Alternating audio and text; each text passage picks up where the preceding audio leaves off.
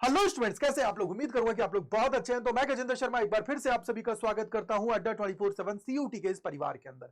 आप में से बहुत सारे बच्चों का सवाल आ रहा था कि सर सीयूटी पीजी के लिए एक्सपेक्टेड कट ऑफ बता दीजिए, या कट ऑफ ना बोल के मैं बोल दूं कि यार एक तरीके से एक सेफ स्कोर बता दीजिए जिससे हम लोग एग्जाम के अंदर इतना स्कोर कर ले तो हम लोगों को एक अच्छा कॉलेज मिल जाएगा। तो उसी पे बात करने वाले हैं। तो वीडियो को आप सभी को लास्ट तक देखना है, अपने जितने दोस्त हैं, फ्रेंड्स हैं, सभी को शेयर कर दीजिएगा भैया, जिससे मैक्सिमम लोगों तक इसके बारे में पता लग जाए। और चैनल पे अगर नए आए तो चैनल को सब्सक्राइब कर लीजिएगा, क्योंकि यहां पे आप सभी को ऑथेंटिक चीज प्रोवाइड की जाती है, जैसा कि आप सभी जानते हो।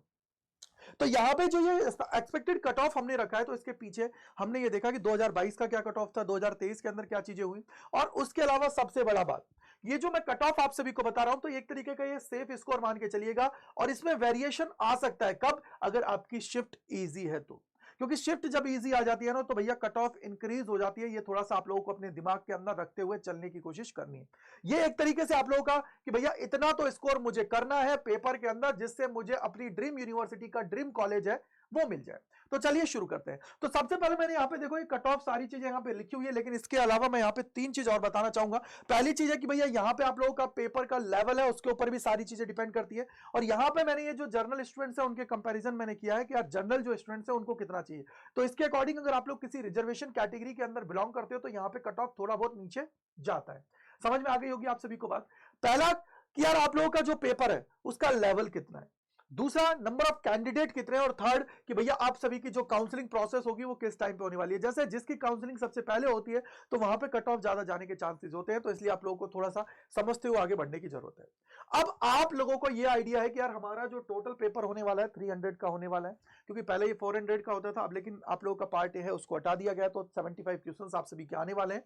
4 मार्क्स का ईच होने वाला है, यानी कि 300 मार्क्स का ये आप सभी का पूरा पेपर होने वाला है।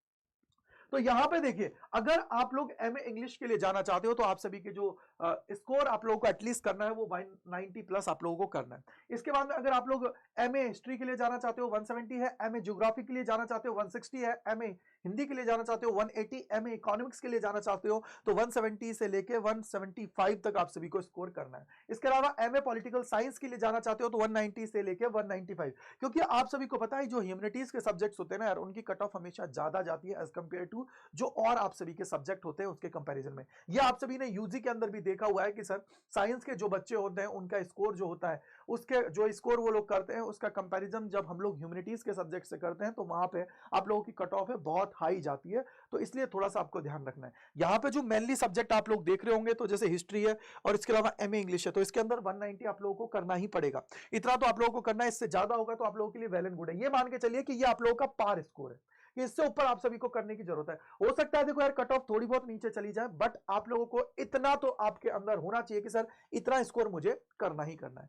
अगर हम लोग एमए पॉलिटिकल साइंस की बात करते हैं तो 190 आप लोगों का एटलीस्ट इतना करना है। एमए फिलॉसफी की बात करते हैं 160 है, एमए सोशियोलॉजी की बात करते हैं तो आप लोगों के लिए 185 है, एमए संस्कृत की बात करते हैं 185 है, एमएससी फिजिक्स में करना चाहते हो 170, एमएससी केमिस्ट्री के अंदर करना चाहते हो 165 है, एमएससी मैथ के अंदर करना चाहते हो 160, एग्रीकल्चर के अंदर जाना चाहते हो तो 185 आप सभी को करना है। अगर जूलॉजी में करना है तो 185 आप सभी का होना चाहिए। इसके अलावा आप लोगों का जियोलॉजी के अंदर जाने हो तो 185 है, बॉटनी के अंदर जाने हो 180 है आपका स्कोर। यानी कि सर इतना तो आप लोगों को करना ही करना है, दिमाग में आप सभी के लिए बैठ गया होगा। अगर आगे की हम लोग बात करते हैं तो आगे के लिए देखिए मैंने आप सभी के लिए यहां पे रखा हुआ है। तो यहां पे अगर आप लोग एमएससी लाइफ साइंस के अंदर जाना चाहते हो तो 190 स्कोर करना जरूरी है, माइक्रोबायोलॉजी के अंदर 180 है, एमकॉम करना चाहते हो तो 180 प्लस आप सभी का होना चाहिए।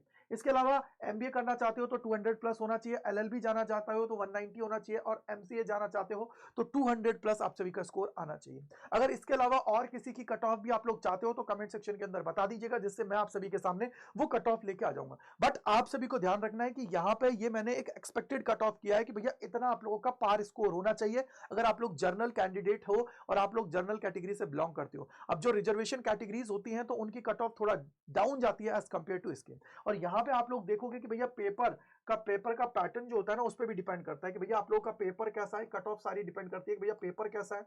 सेकंड चीज आप लोगों का नंबर ऑफ कैंडिडेट्स उसके अंदर कितना है। थर्ड जो है कि भैया आप लोगों की काउंसलिंग कब हो रही है। काउंसलिंग का मतलब ये है कि अगर मान लीजिए दिल्ली यूनिवर्सिटी पहले काउंसलिंग करा रही है तो दिल्ली यूनिवर्सिटी यही चाहेगी कि यार जो टॉपर बच्चे होते हैं उनको हम लोग अपने पास ले लें। उसके बाद में फिर कट ऑफ थोड़ी डाउन जाती है और यूनिवर्सिटीज की अगर हम लोग यहाँ की कंपेरिजन करते हैं तो इसलिए आप लोगों को क्या करना है कि इन पैरामीटर्स को ध्यान रखते हुए अपने आप को तैयार करना है। और ये जो मैंने आप सभी सभी के सामने रखा है कि भैया इतनी स्कोर तो आप लोगों को करना ही करना है, दिमाग में बिठा लीजिए, ये चीज आप लोगों को अच्छे से पता होनी चाहिए कि सर ये स्कोर तो मुझे करना ही, राइट मेरे भाई। अब सबसे बड़ी बात मैं आप सभी को बोलूंगा कि देखो यहाँ पे आप लोगों का जो पेपर होने वाला है, तो आप लोग जानते हो मार्च के महीने में आप सभी का पेपर होने वाला है, तो आप सभी यही मान के चलिए कि जिनका पहले पेपर होगा तो उस टाइम ड्यूरेशन पे पेपर का जो लेवल होता है ना बेटा, वो क्या होता है, मैं बोलूं कि अनडिफाइन होता है। अनडिफाइन का मतलब क्या होता है कि सर उसमें पता नहीं लगता कि पेपर किस लेवल का आने वाला है, किस तरीके से आगे जाने वाला है। बट ये हम लोग जानते हैं कि पेपर का लेवल जो होता है ना, वो वहीं से डिसाइड हो जाता है। स्टार्टिंग डेज में पेपर का लेवल थोड़ा डाउन होता है और कभी कभी वो लोग हाई भी कर देते हैं, बट बाद में पेपर का लेवल थोड़ा सा स्टैंडर्डाइज होने लगता है, राइट। तो इतनी कट ऑफ आप सभी को समझ में आ गई होंगी। अब सबसे बड़ी बात है कि यार आप लोग क्या करोगे, अपने जितने दोस्त हैं सभी को शेयर कर दीजिएगा। अब बहुत सारे बच्चे कमेंट सेक्शन के अंदर रेगुलरली लिख रहे थे कि सर कुछ ऐसा बता दीजिए जिससे हम लोग अपनी तैयारी जबरदस्त तरीके से कर पाए, चीजों को अच्छे से कर पाए। तो आप सभी के लिए अड्डा 24/7 सीयूटी की टीम ने ऑलरेडी जो हमारे बैचेस है उनको स्टार्ट कर दिया है। तो आप लोग ये जो कूपन कोड है Y485 इसको लगा के मैक्सिमम डिस्काउंट पा सकते हो। अब आपको एनरोल कहां से करना है वो भी मैं आप सभी को सिखा देता हूं। तो सबसे पहले आपको क्या करना है बेटा, गूगल पे जाना है। गूगल पे जाओगे तो अड्डा 24/7 सर्च करना है।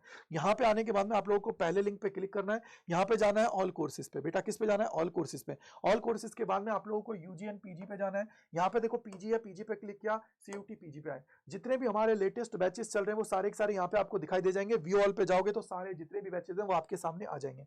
फॉर एग्जाम्पल अब आप देखो जनरली जो हमारे बैचेस है 16 तारीख के बाद में स्टार्ट हुए हैं, तो 16 तारीख से कुछ बैचेस हैं, कुछ बैचेस आप लोगों के 20 तारीख से स्टार्ट होने वाले हैं। तो आप लोग क्या करोगे बेटा, इनको जाके एनरोल कर सकते हो जो भी आप लोगों की रिक्वायरमेंट है उसके अकॉर्डिंग। तो सबसे पहले क्या करना है, बाई नाउ पे जाना है। बाई नाउ पे जाओगे तो यहाँ पे देखो ये रहा एंटर कूपन कोड है, इसमें आप लोगों को लगाना है Y485 या Y485 जो है ये आपका भाई का कोड है, इसको लगाओगे और इसके अंदर एनरोल कर पाओगे। तो देखो क्या है Y485, इस कोड को याद रखिए और जाके आप लोग इसके अंदर एनरोल कर लीजिए। अगर ऐप के थ्रू जाते हो तो आप लोगों को अच्छा खासा इसके अंदर भी डिस्काउंट मिल जाएगा। ऐप के अंदर क्या होता है, वहां पे यूज कॉइन्स का ऑप्शन होता है, 1% ज्यादा आप सभी को वहां पे मिल जाता है। ठीक है बेटा जी, तो आई होप कि आपके सारे डाउट्स दूर हो गए होंगे। इसके अलावा फिर भी कोई डाउट बचता है तो कमेंट सेक्शन के अंदर जरूर लिखेगा, मैं आपके सारे डाउट्स को दूर करूंगा। मिलते हैं इसी प्रकार के और वीडियोस में अड्डा 24/7 सीयूटी के इस परिवार के अंदर। ये आप लोगों के लिए एक्सपेक्टेड कट ऑफ है कि भैया इतना स्कोर तो आप सभी को करना ही करना है, इससे ज्यादा आपको होता है तो बहुत अच्छी बात है। ठीक है बेटा जी, तो thank you and bye bye to all. मिलते हैं इस प्रकार के और सेशंस में अड्डा 24/7 सीयूटी के इस परिवार के अंदर। बाय बाय टू ऑल, मिलते हैं सेशंस में।